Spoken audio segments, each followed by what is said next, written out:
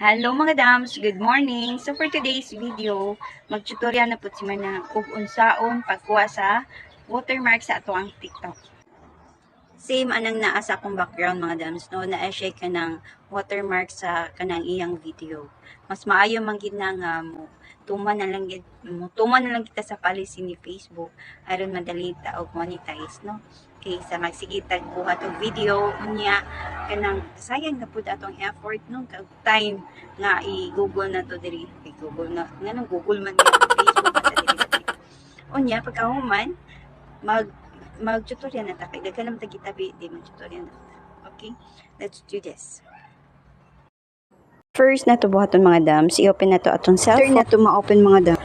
Open na tong TikTok. Then ana ka sa 3 dots mga dams. Pindutan ng 3 dots. Unya na ikapiling tiya mga dams, pislitan ng kapiling. Kaburaot na may dagway manang. Nya mga dams anay nabutang nga link copy. Niguman makapi na to mga dams. Mo ato ta sa ato mga browser. I-open na tong browser. Search ta diri. Type ta madams. I-type na to ang TikTok video downloader without watermark.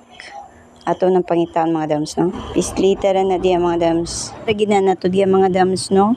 Then pislita kung nakita na ninyo. Scroll up ra na siya mga dams, no? Naara na siya sa ubos. Kaniya kung permi paggamiton nga kanang TikTok nga video downloader nga without watermark. Yung mga dams open na ni nato, no? I-paste na to ni ang katong atong gi-copy na to gi-copy gikan sa TikTok, no? Unya pislita ra ng download mga dams. Marota diri kaning without watermark mao'y pislitan. Mag-download na siya mga dams, dali ra kay na siya basta mubo ra, no?